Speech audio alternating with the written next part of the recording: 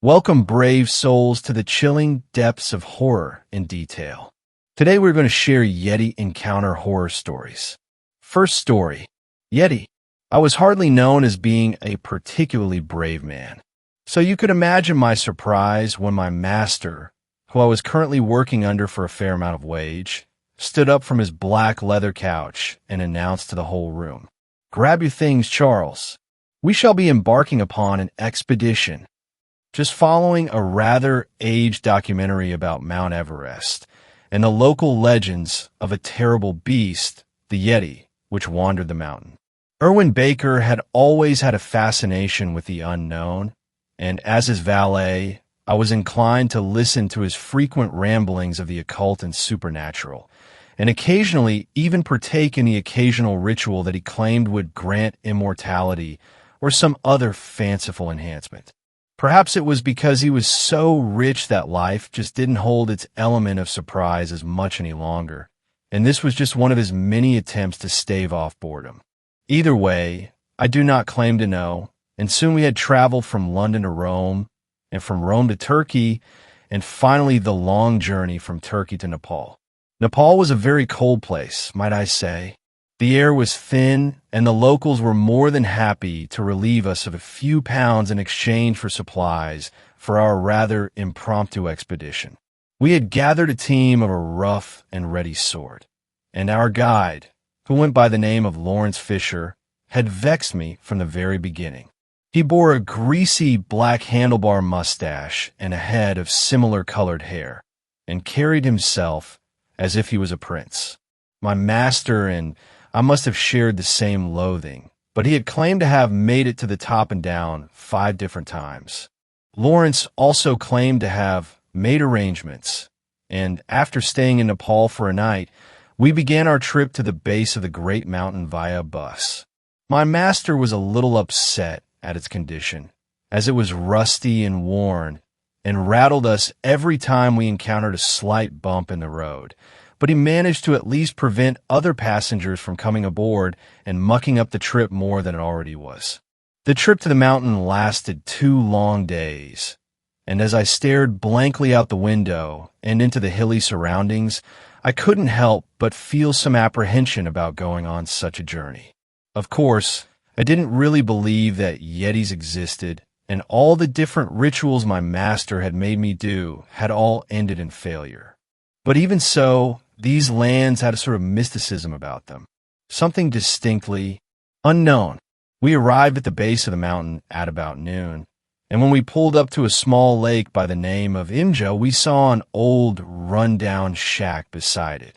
Lawrence led the group to the shack, and inside the foul-smelling place was this crusty old man who communicated only in sign language. Lawrence translated the various signs to something like footsteps on the middle, look for caves. I thought my master would be upset at such vague news, but to my surprise he gave the man a thankful nod and said, "Gentlemen, we have our course." Everyone present shared my surprise as he walked off back to the parked bus, but a few mumbles and shrugs were exchanged, and from there we moved on. Yet another 3 hours later, we reached a different part of the mountain, and the bus drove away this time. "Lead the way, Mr. Fisher," spoke my master with a cheerful voice, and we were on our way up. At this point, the air was dry, but not as cold as you may imagine. Sure, it was quite frigid, but with all the coats and layers we wore, the weather was quite bearable. I suppose the best thing I could say of our expedition was the beautiful surroundings, with massive valleys of green and incredible views of the nearby landscape. The mountain loomed overhead farther than I could see, and the snow underneath our feet was crunchy. After about a day of travel, we made camp at the flattest piece of ground we could find. Camping on Mount Everest was a painful affair, considering the bitter cold bit into you at night the further up you went. But we all made it through, and continued to follow Lawrence the next morn. It was about 2:30, according to my watch, when Lawrence stopped dead in his tracks about 50 feet ahead, and with a jubilant expression turned to us and began shouting, "We are on the trail, my friends. Look, When my master and I approached where he was standing, and were both equally shocked by the outline of what appeared to be an oversized foot in the ground. Erwin looked more overjoyed, whilst I must have appeared quite horrified by what was before me. All these years, I imagined that the pictures of footsteps upon slopes of Everest had all been staged, but the frightening reality of what was before me hit harder than I imagined. Even so, I kept my best poker face and couldn't help but grin a little at just how enthusiastic my master appeared. Usually, past the twinkle in his eyes, one could see a hint of boredom within them. It was gone now, and I thought that was a good thing, to be quite honest. The people who were with us just stood there, most with expressions of disbelief. One rubbed his eyes, while another raised a hand to his mouth. There was a little hesitation within the men as we pressed on, following the scattered prints in a hope to find where they led. "Looks to be a snowstorm in the making," Lawrence announced, picking up his pace. "We must find our Yeti before it sets in." How he knew this, I do not know, but he stomped up the snowy slopes at double time, and my master and I followed suit. There was a childish spark of adventure in me that evened out with the initial shock of seeing the mark in the snow. Perhaps I am just a weird person at heart, but Erwin's pure enthusiasm was contagious. Another night went by, and the prints were beginning to grow more and more discernible. At first, the outline was very faint, but as we continued our progress up the mountain, the marks were clearer. 3 huge toe-shaped extremities and a giant main section. Simple enough, but nonetheless frightening. A couple men had snapped some photographs of the prints we had found, as my master demanded, and we had even taken an old Polaroid along, just to make sure none of the evidence would be lost. It was another day of travel, and things were beginning to get much colder. The air was starting to become more thin, but we still pressed on. Flurries were falling from the slightly darkened sky now as we walked, but were hardly enough to cover up the trail of footprints. That night, when we made camp, a boy named Inoki, who was a native of the region, approached me in my tent with a very serious expression on his youthful face. "Why does your master wish to find the Yeti?" he asked. "Mr. Erwin is a man of variety," I replied in a proud manner. "He wishes to be the first to find the Yeti and prove it exists." Inoki just stared at me blankly for a while. "I did not think that we would find Yeti. I will be leaving tomorrow. You should do the same." And with those ominous lines, he ducked out of my tent and left me there to ponder. The next morning he was nowhere to be found, and a little of our supplies had gone missing. My master didn't hold it against him, bless his soul, and acted as though nothing ever happened. A few rumors flew around here and there about why Inoki had left, but soon the rest of us forgot about him and were on our way again. Today was the day we found where the footprints led to. It was just 8 in the morning when we stumbled across the gaping maw of a cave in the distance. Sure enough, the prints went right to it. We had all gathered at the entrance and stared into the murky abyss with apprehension. Even Lawrence didn't have his usual confident look on his face anymore. The atmosphere was silent and awkward for a time before I spoke up. It was something completely uncharacteristic of me, I know, but my curiosity about what was inside the cave had piqued my interest. "I shall go in first." Everyone looked to me and nodded in a grateful way, including my master, who also appeared a little proud. For a time, I just swung my arms and cleared my throat in preparation, looking around at the expectant stares around me as I took a step forward. "I will be going in now," I restated, slowly taking a few steps forward and letting the darkness of the cave engulf me. Thankfully, we were equipped with heavy-duty flashlights for just such a circumstance, and as I entered, I turned mine on. The whole cave lit up in a brilliant pale as I progressed through it. There wasn't the usual dripping of water one would expect to hear within a cave, considering any water was probably frozen in these conditions. The tunnel snaked around a bit, forcing me through a section of left and right turns in a very rigid manner. While the walls were actually considerably close to each other, the ceiling was almost higher than I could see upwards. The cave continued on a little further before terminating in one giant cavern ahead. The ceiling was far closer to the ground here, but for some odd reason, whitish-blue ice had crept into the walls and ceiling until it all but covered the whole area. It was quite strange, I thought, considering I had seen no such thing within the tunnel area. Even stranger, there was no need for my light here because the roof of the cave had a jagged hole within it that let the light of the sun cascade through the ice formations nearby. Hundreds of miniature icicles hung from the intact part of the roof. But what took my breath away was the sight of half a skeleton hanging upside down with the skull and bones of its upper body scattered haphazardly on the freezing floor below. I put my hand to my mouth, and now it was not only the cold that sent a chill down my spine. Bloody bones belonging to all kinds of various different creatures were littered all across the place. But what disturbed me most was how many of them were human. Some were hard to distinguish, because they lay in messy piles with other bones of different creatures, but the ones in plain sight were enough to let me know that we had most certainly found our Yeti. My heart nearly stopped as my eyes slowly looked over the rest of the cave, but to my immense relief the beast must not have been home at the moment. I almost couldn't bring myself to snap a Polaroid before I left, but had managed to do so in the end. When I showed the image to the group outside, everyone seemed just as frightened as I had been. That included my master, who, with an unsavory look upon his face, said, "Gentlemen, I believe we have what we came for. It is time to depart, and in a most timely fashion." Not one man raised a protest of any sort, and soon we began descending the slope of the great mountain once again. I suppose when he saw that picture, Irwin knew just what he was getting himself and his group into, and the risks outweighed the rewards. We, like many others, had gathered what little information we could and would not be pushing our luck.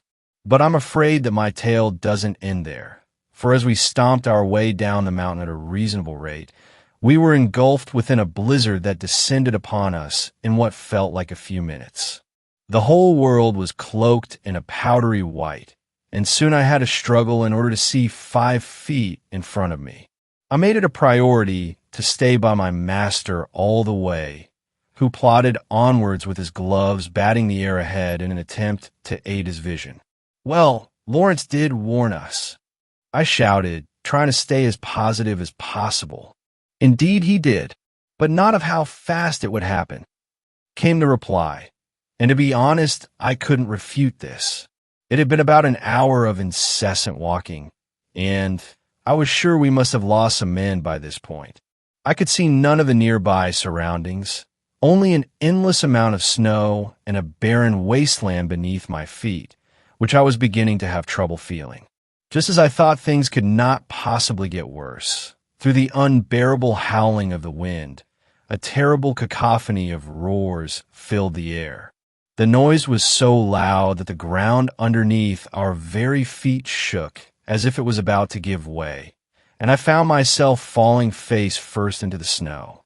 The frozen liquid stung my already chilled flesh, but I rose back to my feet in order to join my master once again. The scream sounded unearthly. It is hard to describe, but I would liken it to the sound of 1,000 lions roaring at once mixed with the cries of 100 children. It was terrifying, to say the least, and despite the weather, my master and I began running faster than ever. We became fueled by adrenaline, as something from behind us slowly began growing more and more noticeable. It was a rhythmic rumble that shook the ground like the roar, but to a lesser extent. But it sounded suspicious, frightening in a primitive way, as if a man had grown 3 stories tall and was sprinting towards us. From what little I can recall of this, my theory must not have been far off, because we heard a horrible scream from behind that momentarily pierced the veil of wind before fading into the frozen oblivion for good. With pure fear to spur us on, we began almost stumbling down the mountain. That thing must not have been far behind, but the reason I believe we are still alive today is because our team bought the two of us time. After what felt like hours, the storm was beginning to let up.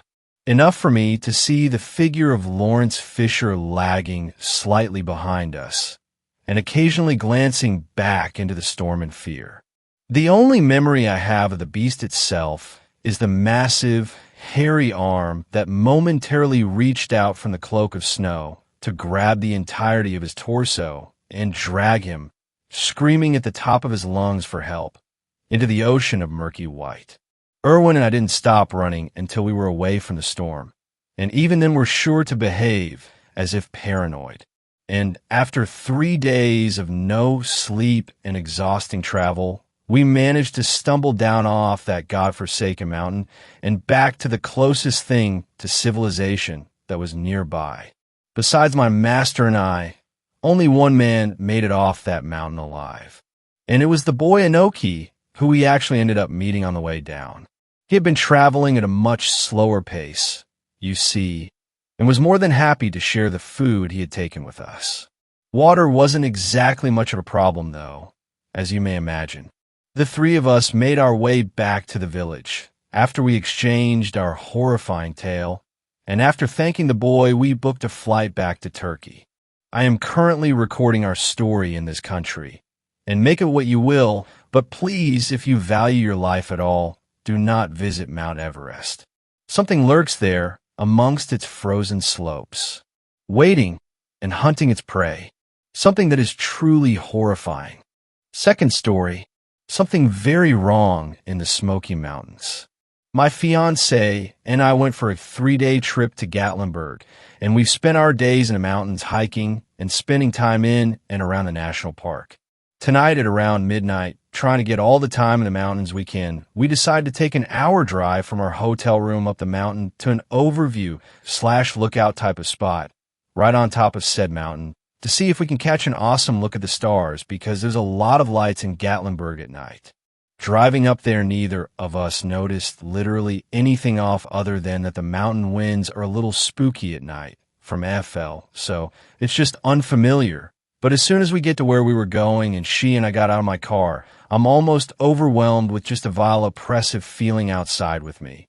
But not wanting to make the lady uncomfortable, I don't react to much just yet. The wind is absolutely roaring, and unfortunately we couldn't see any stars due to cloud cover. So I tell her I'm going to step to the side and pee, and then we can get back to the hotel room. As soon as I get like 10 feet away, I get a very strange feeling of extreme vulnerability and detachment from everything around me. Almost as though I'm miles away from the nearest person, though obviously I'm feet away from my fiancée. I turn around and walk back to the car, and heard something off to my right, and instinctively looked over to see something roughly human size go down to coyote size and kind of just hop over a rail from about 200, maybe more feet away. I quickly get back to the car and usher my fiancée, and still not trying to scare her, or at least show her I'm scared, but she asked if I was all right, and my reaction was a dead giveaway. We jumped in and sped off. Never in my life have I had an experience like this, and never in my life have I really had a reason to be made uncomfortable of just being outside, but I truly believe something was in those woods with us tonight. Third story. Do you believe in giants? I posted this in another sub, so I figured I ought to put it here as well. Do you believe in giants? Neither do I, but this happened all the same. Back when I was a teenager, there was this girl I snuck out at night to see just about every night. Neither of our families like the other, so this was the only way we could see each other. Anyway, we generally met at a church that was about halfway between our houses. That night we met up and hung out for a while, and it started to get really foggy. The fog was coming in from her way, and it was so thick you literally could not see through it. It was like a wall of fog was coming down the highway. So we walked back to my house and got in my mom's car. On the road to my house, there was a church, and it had a tall street light. We looked back and saw a shadow cross that light, but it was so foggy we could not tell what it was. But whatever it was big, tall, very tall too, as that street light was at least 30 feet in the air. We got to my house, and we got to my mom's car because neither of us wanted to risk waking my parents up. A few minutes later, the fog started coming around the curve and started down the hill. I remember wondering how fog could follow a road and not just cover everything up as it advanced. In time, it did cover everything up, though, and about that time, the ground started shaking like it was a mild earthquake. The shaking got more intense as the fog got thicker and engulfed everything. A couple of minutes later, we saw a huge leg pass by the car we were sitting in, and whatever was attached to it kept walking down the road, all the time covered in that weird thick fog. A few minutes later, the shaking stopped, and the fog passed us by, although I could still see the tail end of the fog bank moving into the forest that was at the bottom of the hill on the dead-end road I lived on. We looked at each other questioning what had just happened to us. Neither of us quite believing our eyes, but being too smart to disregard what we had experienced. I let her stay in my room that night until the sun started to come up and walked her back home in time for us to both go to school that morning. Did I believe in giants? Not until that night, I didn't. Frankly, I don't know what that was, but it sure as hell was not anything I would consider normal. That was 35 years ago, and to this day, it still terrifies and fills me with a sense of wonder when I think about that night. I'ma head out now. Fourth story. Something very wrong in the Smoky Mountains. My fiancé and I went for a 3-day trip to Gatlinburg, and we've spent our days in the mountains hiking and spending time in and around the national park. Tonight at around midnight, trying to get all the time in the mountains we can, we decide to take an hour drive from our hotel room up the mountain to an overview/lookout type of spot right on top of said mountain to see if we can catch an awesome look at the stars because there's a lot of lights in Gatlinburg at night. Driving up there, neither of us noticed literally anything off other than that the mountain winds are a little spooky at night from FL, so it's just unfamiliar. But as soon as we get to where we were going and she and I got out of my car, I'm almost overwhelmed with just a vile oppressive feeling outside with me. But not want to make the lady uncomfortable, I don't react to much just yet. The wind is absolutely roaring, and unfortunately we couldn't see any stars due to cloud cover. So I tell her I'm going to step to the side and pee, and then we can get back to the hotel room. As soon as I get like 10 feet away, I get a very strange feeling of extreme vulnerability and detachment from everything around me. Almost as though I'm miles away from the nearest person, though obviously I'm feet away from my fiancé. I turn around and walk back to the car and heard something off to my right and instinctively looked over to see something roughly human size go down to coyote size and kind of just hop over a rail from about 200, maybe more feet away. I quickly get back to the car and usher my fiancée and still not trying to scare her, or at least show her I'm scared, but she asked if I was all right, and my reaction was a dead giveaway. We jumped in and sped off. Never in my life have I had an experience like this, and never in my life have I really had a reason to be made uncomfortable of just being outside, but I truly believe something was in those woods with us tonight. Fifth story. Be our guest. It sounds unappetizing, but the mixture of horror and food is a recipe as common as terrible found footage films. Until recently, the combination of the two only terrified me when I misread something on Pinterest and try to toast an avocado. I couldn't get the smell out of my kitchen for weeks. I've always appreciated good food, but I'm a terrible cook, so I made sure to choose a career that allowed me to eat out most nights. I've joined more notification lists for new and interesting places to eat than I can remember. So an invitation to the opening of a new pop-up restaurant that promised to be filled to the brim with monsters wasn't unexpected. I was almost too late to RSVP, though I nearly passed. In my experience, high concept usually equals low quality. I decided to go in the hopes that the monster costumes might inspire something unique for the Halloween party some college friends put on each year. There was only a few blocks from my apartment, didn't hurt. I was disappointed when I arrived at an old storage warehouse, which was the only unique feature of an otherwise standard three-star eatery. A young woman dressed in a very unmonster-like blue dress led me to my table. Every patron and employee I passed looked just as human as I did. I was too disappointed to notice any of the dishes. I might have been prepared if I had. The waiter approached as soon as I was seated. "There are 3 four-course specials available," he explained without prompting. "You choose one and the chef handles the rest." "What if I'm allergic to shellfish or a vegan?" "Mystery is part of the experience," he sneered. "If you're vegan, maybe you shouldn't have come to a restaurant that promised something monstrous, though a light salad does sound terrifying if you ask me." "You've got me there." I scanned the room again, finding nothing scarier than a patch of peeling paint in a far corner. "At least you're staying in character." I sighed and faced him. "What are the options?" "Things that go bump in the night. The basic option costs $50. What nightmares are made of? Our most popular choice will cost $100. Finally, Myths and Legends is an exclusive collection of the finest dishes. Only one is available per night due to the rarity of the ingredients. Once it has been ordered, it is unavailable until the following day, and each time it's something different. Noticing my piqued interest, he added, "Lucky for you, tonight's selection is still available." "Sure it is," I smirked. Still, it was a good story to sell expensive meals, and I was starting to enjoy the mystery. "How much?" "$500, sir." I waited for his stoic expression to break into a smile, for him to laugh and tell me the real price, but his cold gray eyes remained fixed on me, patiently waiting for my decision. I called his bluff. "Myths and Legends it is." "The chef will be pleased," he said with a bow. "Your appetizer will arrive shortly." Another hour and it would have spoiled. Within 5 minutes, a man with dwarfism set a covered dish in front of me. I thought it was a bit tactless to hire a dwarf to scare people, but when I realized he was just a guy doing his job, I immediately felt like an asshole for the assumption.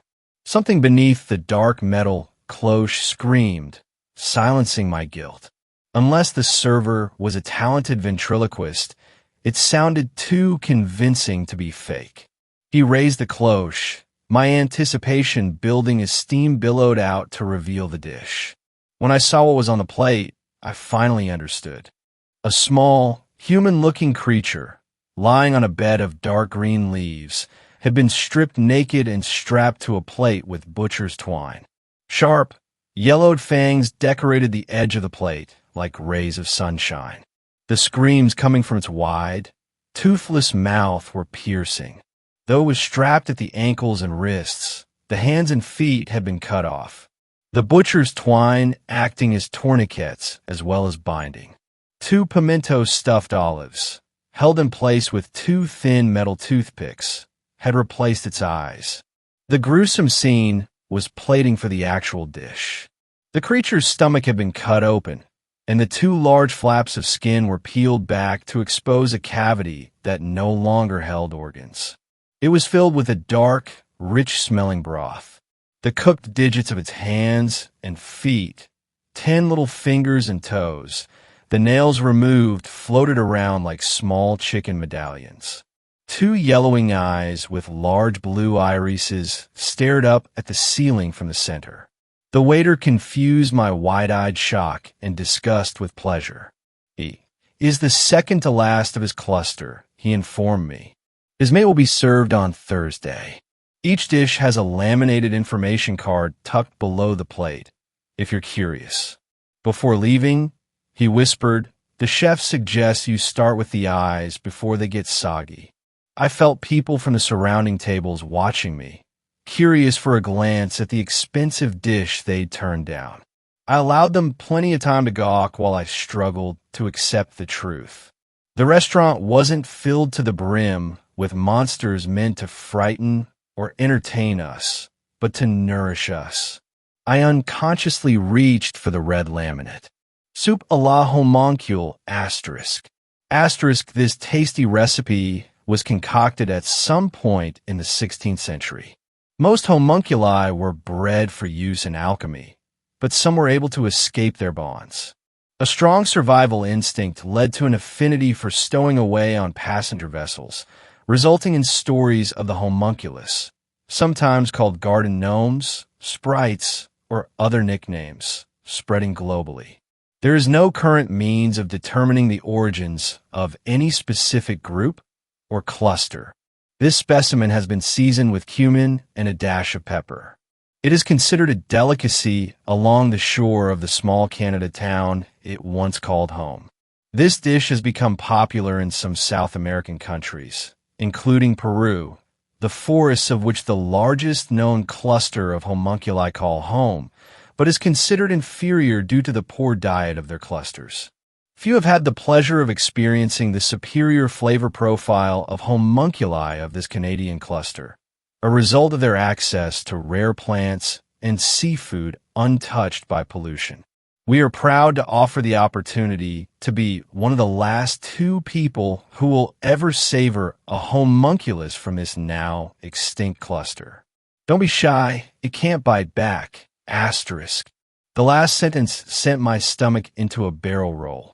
My eyes returned to the creature's extracted teeth, his only defense now a mere garnish. The room spun around me. Moments for vomiting, I leapt from my seat and stumbled past the grinning server. "You'll need to eat it while it's fresh, sir," he called after me, hastening my frantic search for a bathroom. I was practically pirouetting as I swung, sea-fevered, towards two doors labeled mermen and mermaids. I slid across the damp floor, unable to stay on my feet, and crashed into an empty toilet stall. Hot bile pushed up my throat like a worm. I spent the next few minutes alternating between dry heaving and filling the bowl with stomach acid. As my stomach calmed, the world around me grew still. I flopped forwards onto the spotless porcelain and felt the last few strands dribble from my lips. "Hey man, how you doing?" A hand, clutching a wad of toilet paper, appeared in my line of sight. I accepted it and slumped back against the plastic divider. A dark-skinned man in sleek blue suit towered over me, a comforting smile and calm nod proof of his empathy. "What is this place?" "This is the world's most exclusive dining experience," he said, his smile widening. "The most positively ghoulish dishes you'll ever taste. This place," my throat was so bile-burned that I could barely get the words out. "This place is wrong. I know, man, I know." He knelt beside me. "But if you upset the chef, you'll wind up on the menu." When I reacted with horror, he laughed and patted my shoulder. "Just kidding, man." I wiped my face with the toilet paper, tossed it into the bowl, and took in my surroundings. An array of hand towels, colognes, and breath-freshening aids surrounded the sink on a marble countertop. His suit looked unkempt, and he'd skipped over a vest button, which seemed strange for a place with such a classy facade. More unsettling, the joy of his laughter didn't reach his eyes. He offered a hand to help me to my feet before I could think too hard. He held my wrist to steady me as he led me to his station. "I suggest you put on a bit of this." He picked up a small bottle of cologne and poured a few drops into my hand. I robotically dabbed it along both sides of my neck. "Now get back out there before they think you tried to scarper without paying." He shrugged off my apology for only having a quarter to leave in his tip dish, but he called after me as I stumbled to the door. "What you order?" I was still disoriented enough that it took a moment to find the answer. "Myths and legends." He sucked in a hiss through his teeth. "Good luck, man." He held a mint up between his forefinger and thumb and wiggled it. "I'll be right here." Other patrons stared and whispered as I passed, but I didn't care. If one of them had ordered myths and legends before me, they wouldn't have had anything to stare at. I slumped back into my chair, my eyes fixated on the plated horror that awaited. "So you've returned," the waiter said, appearing at my side as if by magic. "We were worried you'd try to run out." His suggestion jump-started my weary consciousness. My inner voice screamed in the same shrill pitch as the still, dying homunculus. Why didn't you just walk out? It only has a few minutes left. The waiter tapped his watch dramatically. Eat up before it gets cold. You don't want me to take it back to the chef. The words slid through his moist lips with all the earmarks of a threat. His warning about the chef, a sentiment echoed by the bathroom attendant, scared every panicked voice in my head into silence. The nightmare between my knife and fork was all that mattered now. I dreaded to think what the next course would be. I wanted to get up from my seat, stumble out the door, and maybe even call the cops as I ran screaming back to my apartment, but I would do none of those things. I would find a way to swallow every hot, wet, fleshy mouthful of this dish and those that followed. I didn't want to upset the chef, after all. I grabbed the spoon, took 3 deep breaths, and cast it into the broth-filled cavity before slurping up the lukewarm liquid. Tiny fingers and toes slid down my throat like grains of undercooked rice. The flavor only penetrated my defenses after I finished the soup and relaxed. The thought of how terrible what I'd done was conflicted with the delicious taste, like rich, well-seasoned beef broth. The waiter stood close, probably to prevent another escape attempt. Done. I set the spoon down and pushed the plate away. No, sir, you're not done, he chuckled. Homunculi are soft, like suckling pigs. There is still plenty to eat. No, I croaked. The tiny creature still showed faint signs of life. This says soup. I thrust the laminate at him. The broth is all gone, which means I've finished the soup. I'm done. The waiter swatted my hand to the side as if it were a fly. Haven't you ever had soup in a bread bowl?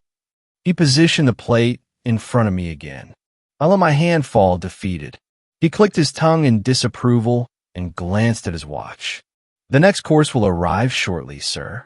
I advise you to hurry, lest you anger the chef. Here I go, then. I held my fork close to the creature, unsure of where to start. Before I could decide, I felt intense pressure followed by sharp pain as the creature latched onto my finger. Jagged white points pushed through the bleeding gums as it bit down. I shouted and smacked at the thing, but it wouldn't let go.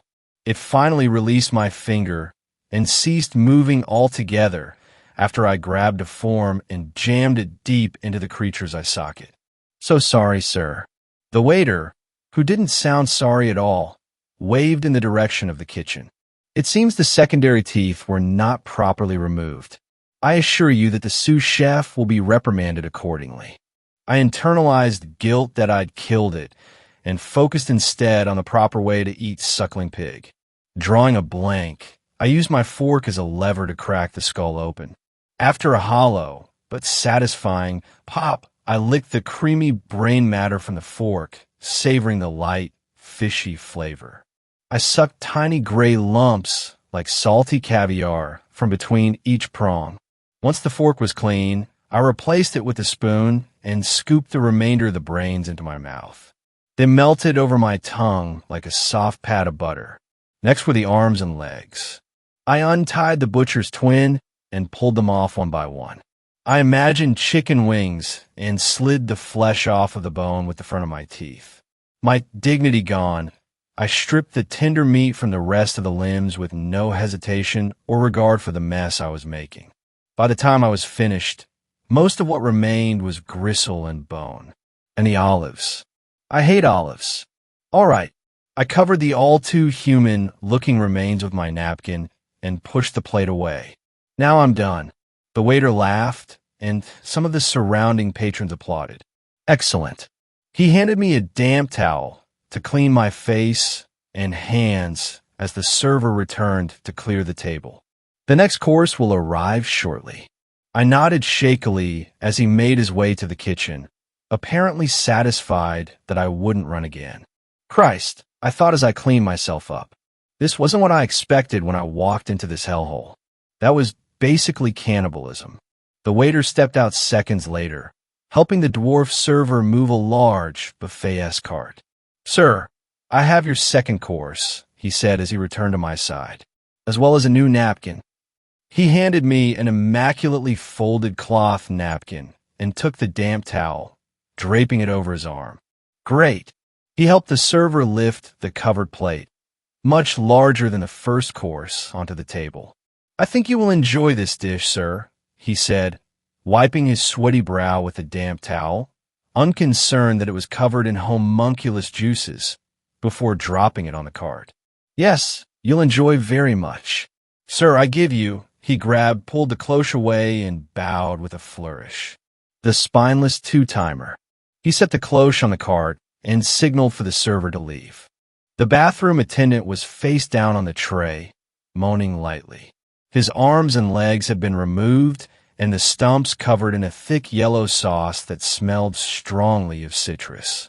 His spine was coiled under his chin to act as a pillow, leaving behind a blood-filled canyon in the middle of his large back muscles. His organs had been covered in the same yellow sauce as his stumps. Somehow, he was still alive, his face a mask of confused serenity. I gagged and covered my mouth as the taste of the homunculus splashed on the back of my tongue. The waiter stopped laughing and frowned. Are you not satisfied? No, it's not that. I swallowed, amazed that wasn't already running out the door. This was no longer like cannibalism. Just unexpected is all. I was expecting another monster. Ah, well, lucky for you, this monster was discovered, caught, prepared, and served all on the same night. Nothing could be fresher. The waiter smiled and handed me the card off of the tray. It will be a truly special experience for you. Irving Smith, a.k.a. the spineless two-timer. Once a respected employee of the chef, Irving forgot his place and freely offered information that was not his to give. His contract nullified, you will now have a unique privilege of feasting on one of the damned. Unlike the laminate for the first dish, this one had been quickly typed onto a piece of stationery. Below the description, in messy red handwriting, were the words, I see everything. Don't try it again. The waiter took the card. It is customary to allow our guests to make the final cut that begins their second course. He handed me a flip-to-open knife with an elegant handle. So go on, be our guest. I didn't want to be their guest, but more importantly, I didn't want to be someone else's dinner. Where do I see cut? I took a deep breath in an attempt to control the stutter. Where do I cut into him? It came out like one long word, nearly intelligible, but the waiter understood me. I recommend a quick jab to the back of the skull to finish him off. When I reacted with a slightly more horrified expression, he pantomimed a stabbing action and made another click with his tongue to illustrate his suggestion. I don't want to do this, Irving. I sure as hell wasn't going to dehumanize him after he'd suffered so much to help me. But I have to. He tried to reply, but blue foam began to spill from his mouth. Patrons hungrier for the show I was being forced to put on than their own meals surrounded my table. I leaned down so that I could whisper to Irving directly, as if anything I said could offer him comfort. The card, the waiter, and even you have all warned me about the chef. I unfolded the knife, my heart sinking when it locked into the open position. I'm sorry that this happened to you, but I don't want to die tonight. I ran the blade along the hairs on back of my hand to test the sharpness and was dismayed. Not only was the blade short, it was dull. I'll try and make it quick, I promised. Irving looked up at me with fading, tear-filled eyes. He was clearly in shock, but he nodded once and closed his eyes, as ready for it to be over as I was. I lifted the knife over the back of Irving's skull, raised it, and held it there, my hands unwilling to do anything but shake. Go on. The waiter's eyebrows furrowed.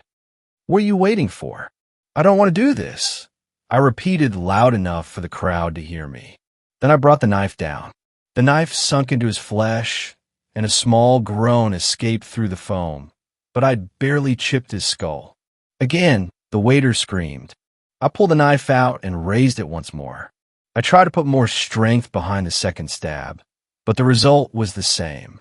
This time, More of the crowd joined the waiter in screaming again. Tears clouded my vision as I drove the knife into Irving's skull over and over. The crowd timed their chants of again with each downswing. Eventually, the sound of Irving's skull cracking drove a weak scream out of him, though it was drowned by the applause of the crowd. I didn't know how he was still alive. His head had barely bled despite the cuts, but after the crack it flowed much more freely.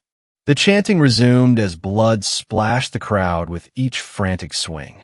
My hands were covered in crimson.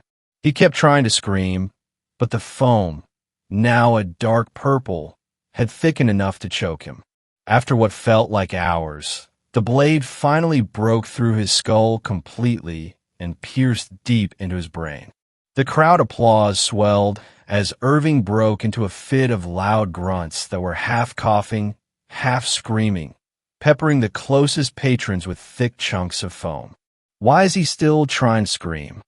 I let go of the knife and backed away, tears streaming down my face. Why isn't he dead? I bumped into the waiter and turned to him. It was the same with the homunculus.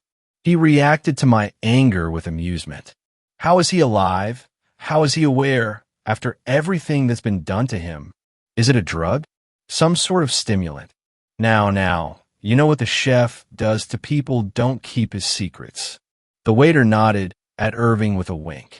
I could barely make out Irving's pained expression beneath the mess of blood, foam, and brain matter. The chef's secret ingredient, the dull blade that might as well have been a butter knife. The whole meal seemed designed to prolong suffering as long as possible.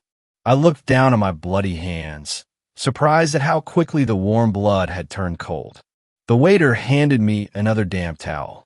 By the time it had soaked up its capacity of blood, Irving still hadn't stopped struggling. Trying to kill him was just the first step, I thought in horror as the crowd continued to cheer. I'm going to have to eat him alive. The waiter, my jailer, grinned again as he eyed the cage formed by the crowd. I wouldn't be free until every scrap of Irving had been consumed. My stomach leapt to my throat. This entire experience had been about trying something new, something outside of my comfort zone. Murder and raw human flesh, while fitting that definition, were not what I'd expected or even desired. I'd never enjoyed the taste or sensory experience of rare meat. The thought of tearing into his flesh, of chewing every hot, fibrous mouthful, of cracking open the bones of his skull and eating his brain the way I had the homunculus, was impossible to consider. I don't want to do this, I muttered again. Without considering my next move, I approached Irving again and pulled the knife from his brain. With the knife lodged firmly in my fist, stuck in place with a combination of my panicked grip and a thick coat of Irving's blood and brain matter, I held it in front of me and ran towards the crowd, toppling my chair in the process. The crowd applauded a third time and closed in tighter, not allowing my escape. I looked to the waiter, who only raised an eyebrow. That's when I realized how undoubtedly messed I was. It's not dead yet, the waiter said, pointing at the chair with 2 fingers and motioning for it to be raised. The server appeared from within the crowd and picked it back up, holding it in position for me to sit in. Human flesh is but a garnish. You were so enthusiastic about killing the host that you didn't notice the monster dwelling within.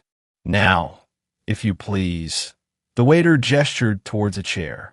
Finish the second course. I had no choice. Irving had shown up at my table minutes after I'd seen him in the bathroom, and he had worked here. There was no way to escape. Reluctantly, I waved the server away and pushed my chair under the table, standing over Irving's corpse instead. His midsection rose up and down, as if he were still breathing, but there was no longer life left in his eyes. I set the dull blade onto the tray and examined Irving's back. Though his spine had been removed, much of his thick back muscle remained. I reached beneath him and lifted until I'd flipped him over, exposing his chest, stomach, and genitals the softer parts, in other words. A large cut down running from the bottom of his rib cage to his groin had been stitched tightly together with more butcher's twine. As I looked for something sharper than the dull flip blade, someone in the back of the crowd passed a sharp carving knife up to me and screamed like he'd won a contest when I accepted it. I proceeded to cut the twine stitches one by one until the skin popped apart and let loose a putrid smell. It was so potent that some of the crowd gagged along with me. Before I could lose my nerve, I gripped either side of the cut and pulled the skin apart, widening the incision until I was staring at my own face. Well, it looked like my face, but the texture was different. I tried to touch it, but the waiter slapped my hand away. If you don't kill it before touching or eating it, you risk infecting yourself and those around you. He took a step back and, for the first time, displayed some disgust. Stab it as close to the middle as you can. It won't put up a fight. I did as instructed, and the face dissolved into a thick, purple goo. He leaned in close and whispered, "Drink it. It won't hurt. You won't even taste it." He eyed the purple liquid with reverence. "You will live your greatest desires, face your greatest fears, and see what you're truly meant to be." Lacking a straw, I stuck my head into the cavity and drank. As promised, the liquid itself had no taste, flavored only by the remnant odor that lingered inside of the corpse. Once the liquid was gone, however, I saw absolutely nothing. I glared at the waiter. "Just wait." He tinted his fingertips together in front of his face. "You'll see everything soon." My vision swam as I stood upright, and the lights took on a violet halo. I struggled to fight off a sudden, overwhelming exhaustion, but a purple haze threatened to steal my consciousness. Then I fell through the floor. No, into the floor, as the hard cement turned into an ocean of rich purple goo. "Relax."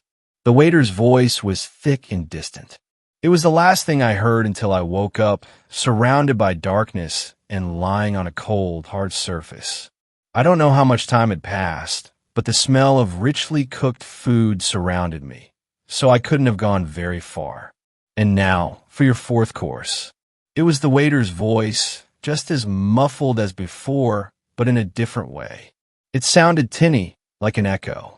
This creature once was the scourge of the world, killing and destroying all it came in contact with. I tried to sit up, but found myself unable to move. It didn't feel like I was bound, but like sleep paralysis I'd experienced as a child. I wondered what the purple goo had been as I struggled to so much as wiggle a toe. I tried to call out, but all that escaped my lips was a low groan. It is served with an assortment of in-season, locally sourced vegetables, roasted to perfection. Also included is the chef's special purple cauliflower puree. A loud clang sounded from somewhere above me. I present to you the last human. Darkness was replaced with a glaring light as the cloche was removed from the platter I laid on. An inhuman grunting of approval sounded from behind me, though I couldn't move to see what had made it. The waiter had bowed, but was staring directly at me, smiling that crooked grin. It was clear that he was enjoying himself. I fought to scream, to jump up, to run, but all I could manage was a pathetic whimper. No amount of adrenaline would break my paralysis. The dwarf server appeared, handed the waiter a bottle, took the cloche, and shot me a sympathetic shrug before heading towards the kitchens. For the chef, human is best served flambéed alive using, at the very least, a 30-year-old brandy. As he began to douse me with the cloying liquid, my eyes began adjusting to the light, allowing me to see inhuman shapes writhing in anticipation just outside my field of vision. This particular vintage has been aged 50 years and is the chef's personal favorite. My eyes rolled back as my brain recoiled from the merest hint of the horrors that were waiting for me. I could feel my tongue twitching in my mouth. Realizing that I could move my jaw, I bit into it to help keep myself lucid. Staying awake was my only chance to survive. I found my voice as the waiter set down the empty brandy bottle. "Please," I pleaded. "Please don't." He ignored me. "I apologize." He seems to be particularly stubborn. He locked his gaze onto mine as he lit the match. But all good things must come to an end. For a moment, it seemed like the world held its breath. There was no sound, no movement, nothing but the flame flickering in the eyes of the waiter. Then he dropped the lit match. I couldn't move, and I could barely talk, but I could feel everything. The pain was exquisite. I jerked awake, slapping hard at my chest to put out the non-existent flames, disoriented by the memories of bright fire in contrast to the surrounding darkness. I was back in my own living room, having fallen asleep on my couch. I shivered, hoping to shake away the memories of the lingering nightmare. My stomach growled as I made my way to the light switch. I must have fallen asleep before I had a chance to eat, which explained the strange dreams. The wall clock informed me that it was both too late and too early to order out, so I made my way to the kitchen instead. There was no helping it. I would have to attempt to cook. I grabbed my tablet and opened an app that a friend had recommended to me, Lady Lavender's Late Night Lunches. The target users were students and stoners who were up late and looking for something to eat, but it was just as good for late-night snackers or people who work the night shift. I just had to hold my phone's camera up to my refrigerator and cupboards, and it would supply a delicious, easy-to-make recipe. Can't be any worse than what I cook without help, I thought and crossed my fingers. I opened my refrigerator and went to work. 30 minutes later, I was in awe at the first bite. For the first time in my life, I'd made something delicious, and it hadn't been difficult. I browsed the app as I ate and discovered recommended grocery lists and tutorial videos among the premium benefits. I paid the membership fee and waited impatiently for the sun to rise so I could go shopping. The weeks that followed were a blur of early morning market visits, countless hours practicing with a knife to perfect my julienne cut, and enjoying home-cooked meals instead of overpriced restaurant fare. My improvement was fast and dramatic. I cooked for friends, family, and occasionally for the homeless, all to feed my growing passion for all things culinary. When a coworker stated I could make a living doing it, I took the compliment as a suggestion and began looking for opportunities at local restaurants. Nothing full-time, just a couple of nights here and there at one of those pop-up restaurants as a sous chef. A small theme restaurant gave me an opportunity sooner than expected. The manager contacted me 3 days before the weekend opening based on a recommendation of a friend. By the end of the phone call, I was hired. I was disappointed when I arrived at an old storage warehouse, which was the only unique feature of an otherwise standard 3-star eatery. I was struck by déjà vu as a young woman in a violet dress led me through the dining room. "The chef uses exotic ingredients in his dishes," she said without turning around, her tone one of boredom. "He likes to handle them all personally. You'll probably be working on garnishes, side dishes, removing teeth and scales, maintaining the temperature."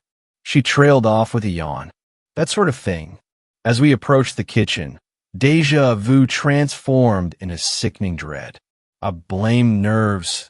It would be my first time in a real kitchen, and tried to calm myself, but feeling intensified when I stepped into the kitchen. The chef, a tall figure covered in thick muscle, stood next to an old iron stove, chopping something with his back to us. "Excuse me, chef." The boredom was gone, replaced with something like respect or fear. "Your new assistant is here." He ceased chopping but didn't turn. "Find out if the truffles have arrived." His voice was unusually high for such a large man, but strangely familiar.